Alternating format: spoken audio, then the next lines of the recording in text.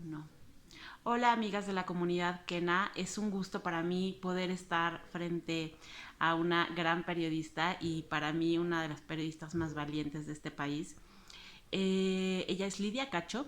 Lidia Cacho está aquí en la Ciudad de México presentando su más reciente libro que se llama Ellos Hablan.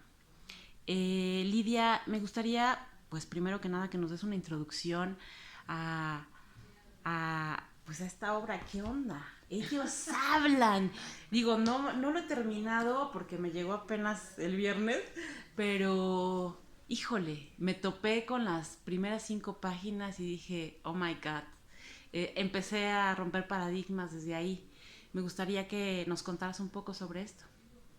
Bueno, pues mira, yo creo que todas las mujeres y los hombres en México y en muchos lugares de Latinoamérica llevamos décadas discutiendo cómo funciona la violencia contra las mujeres, cómo la hemos normalizado, qué está pasando con la violencia contra niños y niñas, la pedofilia, el abuso sexual. Y parece que estas discusiones quedan aisladas siempre, ¿no? Mm, Como si no tuvieran que ver, como si no estuvieran entretejidas, ujú. digamos. Y yo, bueno, pues desde que escribí Demonios del Edén en el año 2004, entendí claramente que es en el núcleo familiar y ahí en la infancia donde se normalizan las primeras formas de violencia y donde se reproducen todos los modelos culturales de las violencias, entre ellas la violencia de género, que es la violencia contra mujeres y la violencia contra hombres por razones muy distintas, y por supuesto la violencia machista, que es una fórmula cultural que nos afecta a los hombres y las mujeres, y eso lo he sabido siempre. Uh-huh. Y cada vez que lo digo en pequeños grupos, en conferencias o demás, la gente se queda un poco sorprendida y dice, claro, ya eso ya, ahora sí entiendo, ¿no? Entonces, bueno, pues en octubre del año pasado surge el movimiento de Me Too. Ya lleva 5 años activo en Estados Unidos, gracias a una activista negra muy, muy, muy reconocida, a Tamara Burke, pero en México y en Latinoamérica se hizo conocido a partir de los Golden Claro. Globes y de los Oscars, ¿no? Entonces, de pronto muchas mujeres dicen, es que a mí me está pasando eso también. Y entonces, ¡pum!, de todas las generaciones. Muchos hombres se empiezan a enojar, pero también muchos otros hombres dijeron, vamos a acompañar a las mujeres, esto está pasando y también de alguna manera nos sucede, pero no sabemos explicarlo y si lo decimos nos van a decir que somos maricones, cobardes, etcétera, etcétera, ¿no? Entonces, justo en octubre decidí que había era el momento ideal para escribir un libro como este que se llama Ellos Hablan, era entrevistar a hombres desde los 15 hasta los 70 años y preguntarles cómo vivieron su infancia, cómo sus padres, su madre, sus tutores, quien quiera que les haya educado y la sociedad fue construyendo su masculinidad alrededor de las violencias eh, y de esta visión patriarcal que es muy corrupta. Y quería hacerlo desde un lugar de compasión y desde un lugar de escucha atenta para poder escribir un libro en el que solamente hablan hombres. Uh-huh. Todos mis expertos son puros hombres Uh-huh. de diferentes países y Uh-huh. demás, pero son hombres.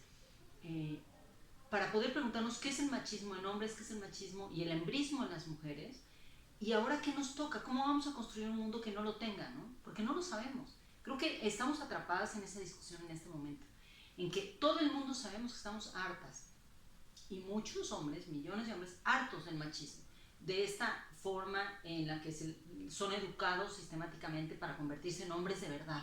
¿Y qué significa ser hombre de verdad? ¿No? Adquirir muchos privilegios, sin duda, tienen Claro, privilegios los machos, claro. pero también tienen muchas pérdidas. No solamente que les dejen llorar o no, y estas cosas que son lo que más Sí, dice sí, la sí. gente, ¿no? Sino esta, como formar una personalidad más sólida, más propia, más original. Los quieren convertir en muñequitos, en soldaditos de plomo a todos, ¿no? Y muchos se están rebelando contra eso, pero no saben qué modelo seguir porque todavía no lo inventamos. Claro. Entonces, ellos hablan, es un libro, es un acto de rebeldía para decir, ya sobrediagnosticamos la violencia, ya sabemos que está normalizada, vamos a reinventar qué significa ser hombre y ser mujer. Y ese es el primer paso. En este camino, con todas estas entrevistas, hubo un punto en el que cambiaste el camino y dijiste, oh my God, ¿cuáles fueron las primeras cosas con las que te enfrentaste que no sabías? Fíjate que antes de escribir Ellos Hablan, yo publiqué otro libro que se llama Sexo y Amor en Tiempos de Crisis. Y en ese libro entrevisté a más de 100 mujeres y a más de 100 hombres sobre su vida personal, sobre la andropausia, la menopausia, la crisis de la edad, su sexualidad, el erotismo, etc. Y fue una experiencia muy emocional para mí porque primero pensé que la mayoría de hombres a quienes yo estaba buscando, que eran hombres de todo tipo, no iban a querer hablar de eso conmigo, ¿no? Con Lidia Cacho, la feminista, no sé qué, que persigue pederastas y corruptos. Y resultó que los hombres tenían una necesidad impresionante de expresar sus miedos frente a la edad, frente a la decrepitud, frente a lo que ni siquiera sabían que tenían, que es andropausia, que es idéntica a la menopausia, ¿no? Todos estos síntomas que creían que eran como aislados y que solo ellos vivían, resulta que lo tienen todos, ¿no? O casi todos. Entonces, ese libro me ayudó a entender este lado de la masculinidad herida, que yo conocía teóricamente, pero no había vivido de cerca. Entonces, ahora que llego con Ellos Hablan, yo ya venía súper preparada para eso. ¿Qué me sorprendió cuando empecé a hacer las entrevistas? Una, que todos aceptaron, no hubo un solo entrevistado que me dijera yo no quiero, o yo contigo no, o no confío en ti. Todos sabían perfectamente de qué iba a entrevistarlos, es decir, quería que hablaran a profundidad de su infancia, de sus padres, de qué significaba para ellos la maternidad, de la violencia, de si habían vivido violencia de niños. Otra cosa que fue muy, muy fuerte fue lograr juntar a todos estos expertos internacionales a quienes les di a leer las entrevistas para que pudieran responderme. Y ellos estaban profundamente conmovidos. Entonces sí hubo una transformación en algunos de estos expertos al leer los testimonios, porque no eran testimonios clínicos, no son testimonios de un psiquiatra o de un psicólogo que sientes que te está juzgando. Eran hombres que de pronto me dijeron, yo quiero que todos los demás sepan que esta infancia es inmerecida, que esta forma de criarte nadie se la merece. Aunque no te hayan maltratado físicamente, eso no es lo ideal, ¿no? Entonces, a mí el libro funcionó desde el principio como yo me lo había imaginado. Yo hice un mapa, hago mapas mentales y luego mapas físicos en libros, y funcionó exactamente como lo había imaginado. Hay algo que me llamó mucho la atención y que fue uno de los primeros paradigmas que me choqueó. Hablamos de por qué las mujeres, mencionas, por qué las mujeres hemos cambiado tanto y los hombres no.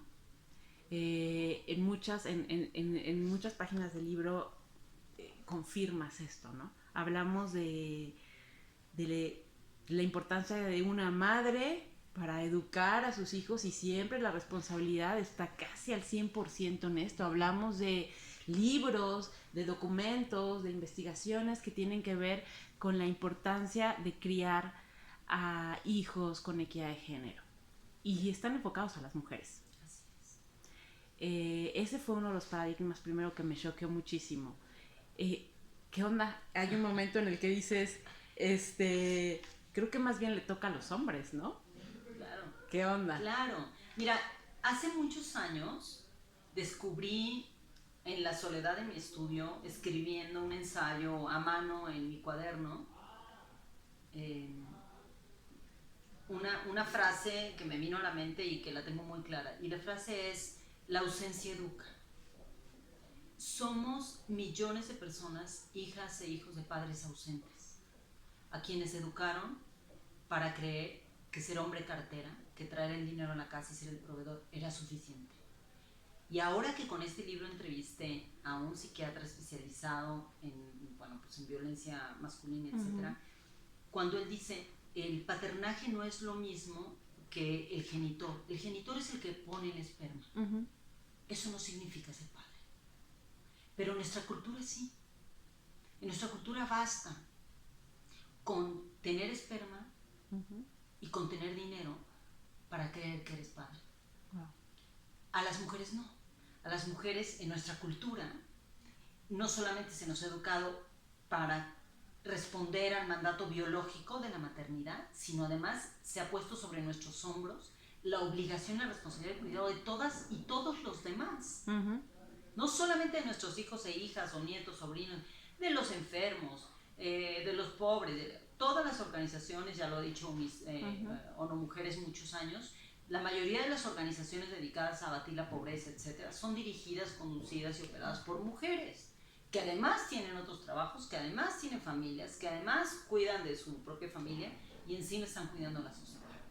Entonces, claro, cuando nos preguntamos por qué las cosas no avanzan como nosotras quisiéramos, es porque los hombres que no son o no se consideran, que es distinto, el grupo oprimido por el machismo, porque sí lo son, pero no se consideran un grupo oprimido, no se han rebelado contra el machismo. Primero porque les da ciertos privilegios económicos y de otros tipos claramente, que están súper documentados.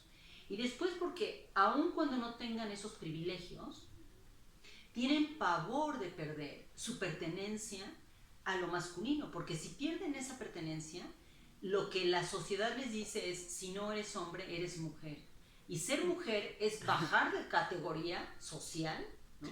De categoría cultural y además también de categoría económica, porque las mujeres ganamos casi el 40% menos que los hombres. Yo tengo 30 años como periodista, soy la periodista que más premios ha ganado en este país y siempre me han pagado en todos los periódicos por lo menos el 40% menos que a columnistas que son mucho menos leídos que yo, mucho menos, que tienen menos credibilidad, menos prestigio, menos inteligencia, menos capacidad, menos cultura. Les pagan más porque son hombres, punto. Claro. Entonces, cuando eso lo ponemos sobre la mesa, entendemos que los hombres tampoco se han revelado, se están empezando a revelar, y eso es lo más interesante, por eso este libro. No se habían revelado porque sentían que pertenecían al grupo de poder. Y de pronto los más jóvenes y como las nuevas generaciones están diciendo, a ver, espérame tantito. ¿Privilegios yo cuáles? Sí, pero ¿cuáles? ¿Y qué significan esos privilegios? ¿Qué implicaciones tienen? ¿Y por qué yo me quejo de ser hombre cartera pero sigo buscando mujeres florero? Exacto. Y cuando de pronto me topo con una que no se considera hembrista, machista, etc. Y es otro tipo de mujer, como una chava profeminista, aunque no se diga feminista, pero que trae los valores de la libertad y de la igualdad, de pronto me topo con este tipo de mujer y digo, esto es el amor de verdad, la igualdad, ¿no? Compartir el amor, la economía, la paternidad, la maternidad, todo esto es una maravilla. Nacimos para eso, para vivir y gozar. Y es bien breve la vida. Entonces, todos estos hombres que se están revelando ahorita están encontrando eso, pero no tienen un lugar al que llegar.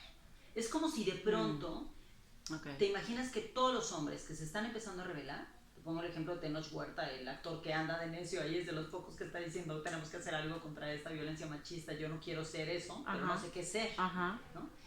Es como si todos estos hombres jóvenes, y bueno, algunos un poco mayores, pero la mayoría son más jóvenes, encontraron un tren que trae la promesa de llevarlos a un mundo donde puede haber equidad, que es la igualdad, donde las diferencias son reconocidas, pero se puede vivir con paz, sin violencia. Y se suben al tren y de pronto a la mitad del camino descubren que no hay maquinista y que el maquinista no tiene planos, que no tiene ruta para saber a dónde ir. Ellos tienen que inventar la ruta, no nos toca a las mujeres decirles cómo. Claro. Sí nos toca acompañarlos. Es la obligación de una sociedad de hombres y mujeres, sin importar si amas o no a los del mismo sexo o a los dos, nos toca eso, pero ellos tienen que encontrar quién va a conducir ese tren, y de eso se trata este libro. ¿Y en México ves un posible futuro con estos conductores? Sí, yo creo que sí. Yo todo el tiempo me topo con cantidad de hombres que están y de diferentes edades, incluso Miguel Lorente Acosta, algunos de los entrevistados que tienen mi edad, que llevan años y años luchando y trabajando con esto, con el tema de la equidad de género, educándose a sí mismos, transformándose a sí mismos y tratando de aportar, ¿no? Y también creo que hay una tarea inminente con las mujeres jóvenes feministas que están muy enojadas, muy rabiosas y no quieren que los hombres entren en su movimiento. Y tienen razón en no querer que entren en sus espacios de reflexión, porque eso les corresponden a ellas, y eso es algo que vivimos todas las feministas. Pero en lo que yo a lo que les invitaría, ahora que tengo 55 años y pues como 50 de ser feminista, yo creo que desde niña lo descubrí, es recordarles que somos una sociedad de hombres y mujeres y que sí, efectivamente, todos los violentos, criminales, asesinos, feminicidas, violadores deben ser señalados y pagar por sus delitos, pero todos aquellos que no lo son no pueden entrar en esta vasija de la generalización. Total. Porque lo único que nos va a hacer es separarnos más y además generar más violencia, ¿no? Contra ellas mismas y contra todo el mundo. Entonces, ¿cómo reinventamos esto, hombres y mujeres, sin perder el poder y los espacios que nos hemos ganado a pulso todas nosotras, todas las generaciones de mujeres, desde las más jovencitas hasta las generaciones las más grandes?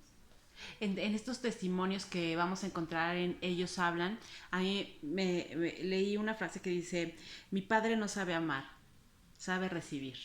¿Es un común denominador entre estas entrevistas? No, Sí.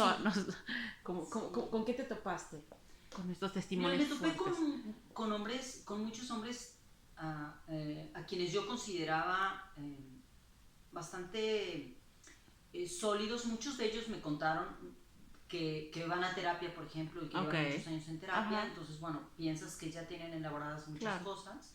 Y de pronto me topé con hombres estartalados emocionalmente. Wow. Y que además lo reconocen.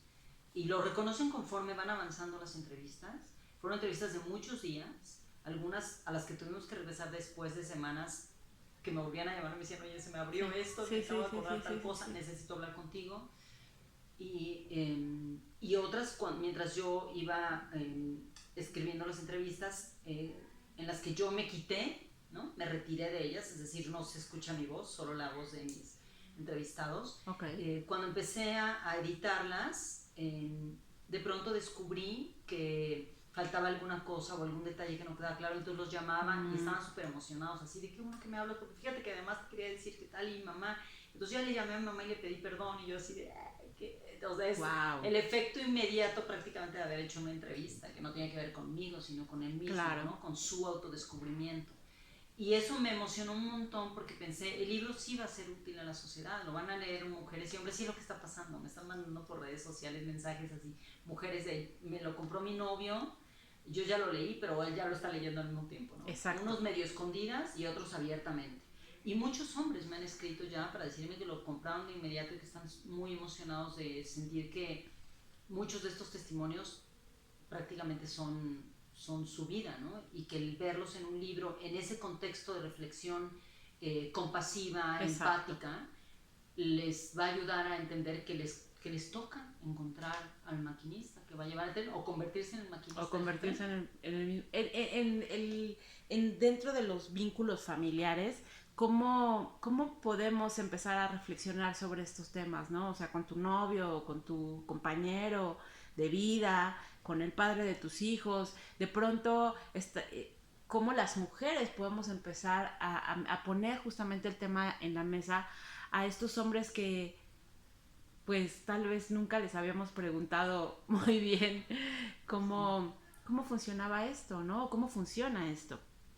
¿Tú qué, pues, consejo le darías a estos hogares o a estos que se están construyendo para que esta dinámica cambie y para que los hijos cambien esta dinámica y cambien este chip y que el padre esté involucrado en esta reflexión? Mira, algo aprendí cuando yo hice toda la investigación para mi libro Los demonios del Edén y estudié psicopedagogía para entrevistar a niños y niñas víctimas de violencia extrema. Una de las cosas que me dijo una de mis maestras fue: todas las personas somos capaces de sanar, excepto, por supuesto, las personas que tienen enfermedades psiquiátricas que incluso con ayuda pueden sanar, pero la gran mayoría de personas que han vivido traumas profundos pueden sanar. Y el gran secreto de la sanación, y ese yo también lo viví personalmente después de haber sido torturada y lo confirmo, el gran secreto de la sanación es, el primer paso siempre es el reconocimiento de tu dolor, el reconocimiento de tu propia historia y el saber que sobreviviste a esa historia. Y todas y todos sobrevivimos a nuestra infancia. La literatura, el cine, todo ha colaborado a la idealización de la infancia. Pero en realidad, yo no digo que la mayoría de la gente haya vivido una infancia de terror. Yo no viví una infancia de terror, yo viví una infancia bastante buena, la verdad, bastante divertida, hice muchas cosas, aprendí un montón y me divertí mucho con mis hermanos y hermanas y en la escuela. Pero hay aspectos emocionales de la infancia que nos marcaron a todas y todos, que son los que vamos reproduciendo en el momento en el que hacemos pareja y empezamos a tener hijos e hijas. Claro. O adoptamos al hijo, como fue en mi caso, que empiezas a adoptar a los hijos de tu pareja y de repente descubres que hay ciertos vicios, ciertas características del aprendizaje sobre la educación que reproduces sin darte cuenta. Sí, y todos los más dañinos tienen que ver con la desigualdad de género, con cómo empezamos a decirles a los niños, varones, que tienen que ser soldaditos de plomo y convertirse en hombrecitos de verdad, y cómo a las niñas las empezamos a tratar de convertir en hembras manipuladoras para que puedan conseguir un hombre en su vida, porque ahí hay un gran secreto. La gran mayoría de mujeres jóvenes con las que yo hablo ahora, entre 15 y 18 años, en las escuelas donde me invitan, todos me dicen, es que yo ya sé todo esto y yo quiero estar empoderada y quiero ser como tú, pero si yo fuera como tú, yo nunca voy a tener novio. Ni ese aquí entre 15 y 18 años. Y cuando les pregunto por qué, ellas se elaboran con toda la razón. Dicen, es que claro, cuando yo les digo a mi novio, no, a ver, tú y yo somos iguales. Si tú quieres quieres ver mi teléfono y mis mensajes, está bien, pero tú me vas a dejar ver tu teléfono y tus mensajes. O mejor ninguno de los dos ve el teléfono y confiamos. Estas son conversaciones con chicas de 15 y 16 años en México. Y todos los niños dicen, no, pero ¿cómo? Yo soy el hombre. Y claro, cuando les digo, ¿y tú qué les contestas? Me dicen, pues no sé qué contestar. Digo, la próxima pregunta, ¿y qué significa ser hombre? No hacemos la pregunta. Claro. Yo soy el hombre. Pues claro, seguramente su papá le dice a la mamá, a ver, préstame, déjame ver tus mensajes, a ver a quién escribiste, ¿no? Sí. ¿Por qué llegaste tarde?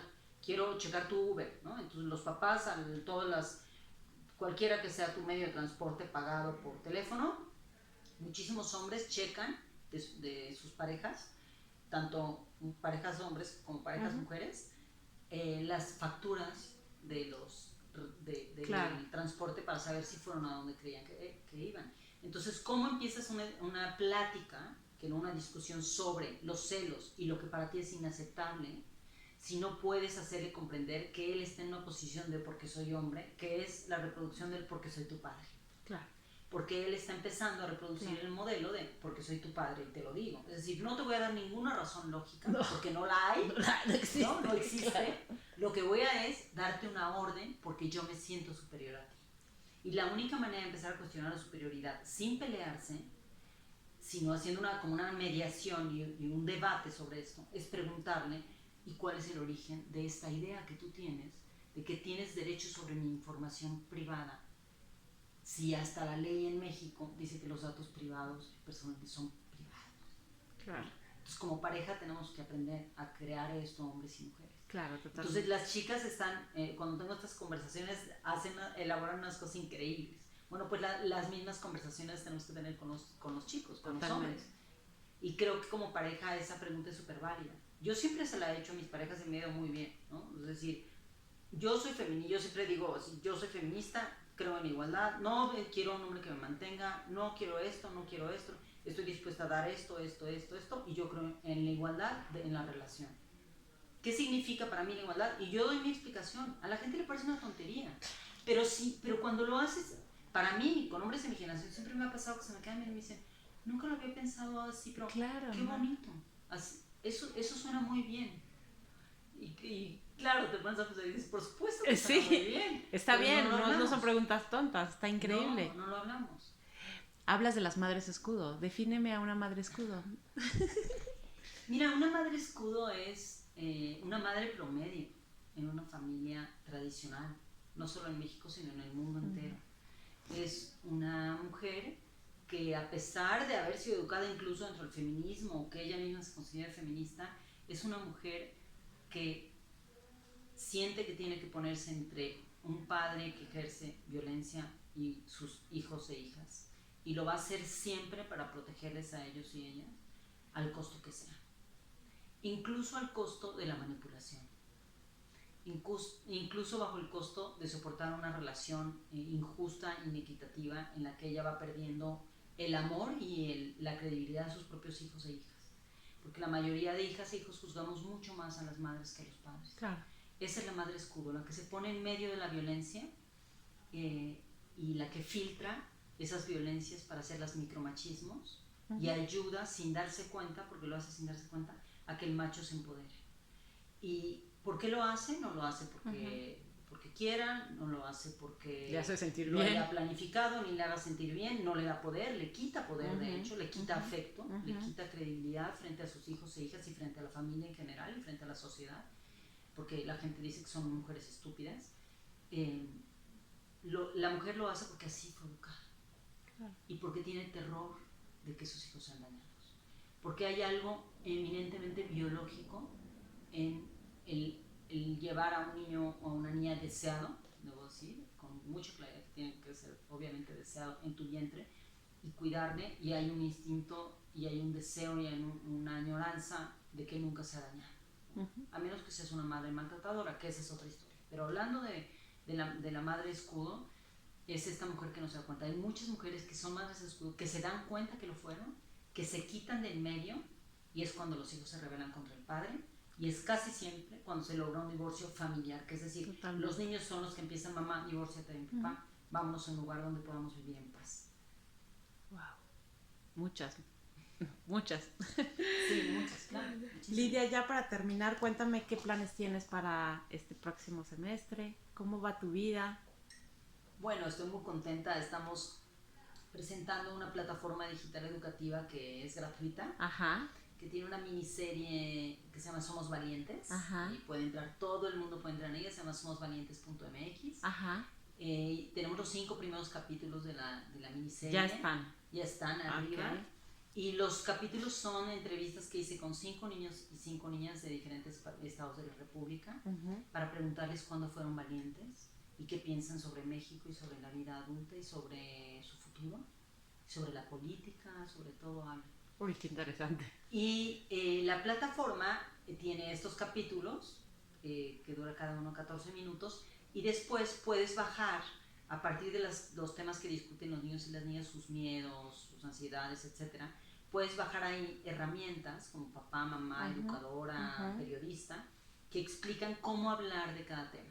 Wow. Por ejemplo, una niña en Chiapas habla sobre cutting, ¿no? Sobre esto de autoflagelo, y entonces ves el capítulo, ella explica cómo lo vivió, etc.